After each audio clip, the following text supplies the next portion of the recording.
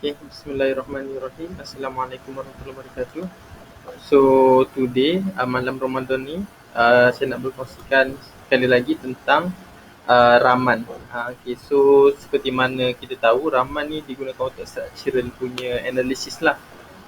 Dan also, kita nak tahu dalam kita punya sampel kita ada komponen apa. So, kita guna raman lah. So sekarang ni saya cuma nak sharing macam mana kita nak analyse raman punya spektra. So example, kita ada sampel. Kalau sampel saya sampel gelas. So kita hantar ataupun kita buat measurement raman. So dapat satu result spektra macam ni. So macam mana kita nak analyse spektra ni dengan peak yang ada ni. So kalau kita tengok paper ni, semua boleh tengoklah paper ni. Okay, boleh cari. Paper ni agak baik lah sebenarnya untuk kita analyse raman. So daripada raman peak ni, dia boleh dapatkan peak position. Also dia dapatkan komponen apa. Dan menariknya juga dia boleh dapatkan, kita kata frekuensi, FWHM, area percent, also fraction and content. So benda-benda ni dia boleh dapat. So persoalannya macam mana kita nak dapat value-value yang ni, value-value asas daripada raman peak. So dia beritahu kat sini deconvoluted raman spektrum. Nampak ni dia deconvolute. So kita nak cari macam mana kita nak buat deconvolution ni dengan menggunakan peak analyzer. Okay. So saya nak share. Okay, saya dah ada data lah kat sini. So macam mana kita nak buat peak tu. Okay, satu lagi, sebab sampel saya sampel gelas. So kalau kita tengok ada satu paper ni, Advances in Raman Spectroscopy, dia bagi tahu kalau satu gelas tu yang terdiri daripada apa kita kata, terdiri daripada, mana ayat dia saya tengok, terdiri daripada satu komponen, satu atom yang ada 4 bridging. Maksudnya contoh macam saya punya sampel TeO4, dia ada Te, lepas tu ada 4 bridging, O ada 4, 1, 2, 3, 4 TeO4 unit. So untuk sampel-sampel yang macam tu, contoh TeO4, lepas tu rasa sedikit pun SiO4 pun ada, SiO4 unit. So kat sini macam mana kita nak tahu dalam raman ni yang mana memang betul kita sampel adalah gelas. Gelas yang ni lah yang ada komponen 4 tu. Sebab apa? Sebab bila ada komponen 4 tu, dia boleh berlaku depolymerization. Maksudnya dia boleh daripada bridging oksigen, dia boleh tukar jadi non-bridging oksigen. So kat sini terangkan lah. So macam mana kita nak tahu? Biasanya akan ada boson peak. Boson peak ni antara 10 hingga 250 cm negatif 1. So sekarang kita nak analyse macam mana kita nak dapat ni. Untuk kita tak analyse raman spektra dan kita tahu apa yang sedang berlaku, structural changes yang berlaku dalam raman. Dan kedua, kita nak buktikan yang kita punya sampel ni adalah glasses yang ada 4 bridging oksigen. So macam mana kita nak buktikan tu? Kita kena cari boson peak. So macam mana kita nak buat? Okay, saya gunakan Origin 2019. So daripada Origin 2019, so kita gunakan peak analyzer. Buat macam ni je. And then kita cari analysis. Okay, nampak ni ada peak analyzer kan. Kita terus pergi sini lah, peaks and baseline. Peak analyzer pergi pada open dialog.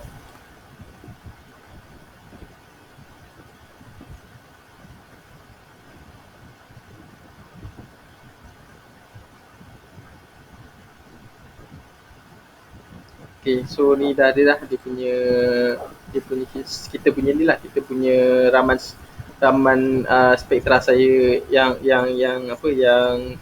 result daripada kita punya data ni.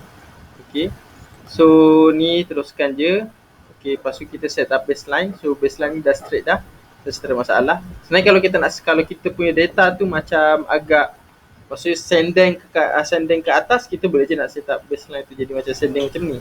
Tapi saya rasa saya punya dah okey dah, so saya tak perlu set up lah. So dia just dibagi constant macam ni, straight je, horizontal constant. Ni untuk kita subtract baseline, saya rasa tak perlu pun sebab start pun daripada 0, so tak perlu subtract. Okay, ni peak kita nak cari. Kalau kita buat auto find, kita akan dapat 7 peak ni, auto find. Tapi sebenarnya kita ada cara manual macam mana kita nak dapat peak. So cara macam mana kita nak dapat peak adalah, okay, kita pergi pada peak finding setting. Okay, peak finding setting. So show second derivative. Tapi saya rasa tak tunjuk tak apa, boleh je. Okay, lepas tu kita cari yang positif sahaja. Method kita gunakan method second derivative, and then kita gunakan quadratic Savinsky-Golay. Ni okay, ni polynomial order 2 points of window 20. Okay, sebenarnya apa yang kita boleh ubah adalah points of window. Kita boleh ubah 20. Kalau kita rasa macam ada peak yang kita tak jumpa, kita boleh je ubah dekat jadi lebih sedikit lah. Contohnya kita ubah pada 15 ke, ataupun kita boleh ubah pada 13 ke, kita boleh ubah pada yang lebih sedikit. Okay, so nampak dia not responding sebab origin 2019 ni sebenarnya dia agak berat lah. So kita kena sabar sikit lah. Saya lah sebab laptop saya pun biasa-biasa je. Okay, so 20. Okay, so kalau 20 kita dapat berapa peak? Okay, saya set 15 pula. 20 dapat berapa? Fine. Dapat 8. Okay, saya rasa saya nak set 15 kot. Dapat berapa? Kurangkan. Fine. Dapat 9. So ni macam mana kita nak dapat peak lah. Kalau contoh dalam literature, kita dapat peak sekian.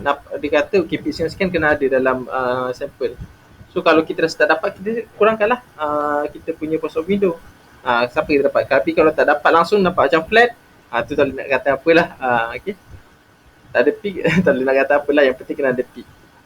Okay, tapi kalau kita semua, kalau semua perasan kat sini dekat, okay, saya besarkan sikit kot bagi nampak. Okay, nampak tak kat sini sebenarnya ada peak kecil ni. Peak kecil ni antara 0 hingga 250. Ni lah yang katakan sebagai boson peak. Tapi kita cari tak jumpa sebab dia hanya kira peak yang besar-besar. Peak kecil dia tak kira. So macam mana kita nak buat? Actually kita boleh tambah. So kita buang enable auto find ni, kita add. Okay, add, kita pastikan betul-betul dekat mana peak dia. Okay, contoh saya tengok betul-betul dekat sini maksimum dia. Tekan 2 kali. Okay, done. So kita dah dapat dah peak, boson peak dia. So boson peak ni penting terutama pada mana-mana yang gunakan sample glass. Dia gunakan sample glass yang dia punya network former dia ada, asal dia ada 4 oksigen, bridging oksigen. So pentinglah untuk orang-orang yang gunakan sampel tu. Okay, lepas tu habis labels and markers. Apa ni? Markers apa? Okay, show center label. Okay, ni tak ada masalah lah. Next.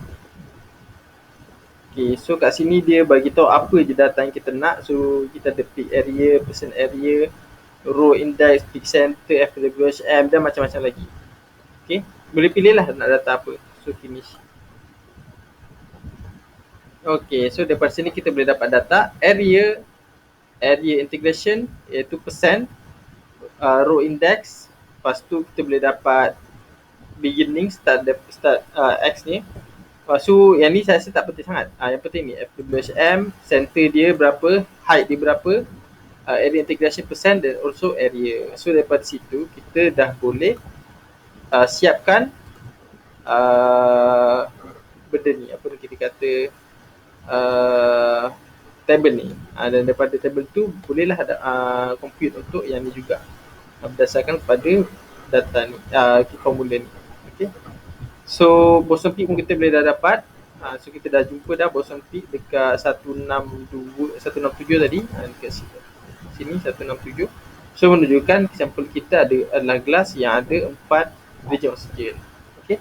So saya rasa sampai situ je nak share ni tentang Raman. Actually paper ni agak menarik lah sebenarnya. Dia bagi tahu juga sebenarnya kalau boson peak tu dia dikata kat sini, boson moreover at constant critical content and therefore constant position, the boson peak position varies linearly with the nature of network modifier. So daripada sini kita boleh nampak yang kalau boson peak ni bergerak ke kanan atau ke kiri boleh menerangkan tentang role of network modifier yang berlaku dalam classes tu. So dia agak menarik lah sebenarnya. Okay.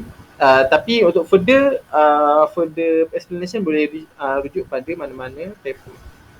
Okay, so tu je nak kongsi. Terima kasih. Assalamualaikum.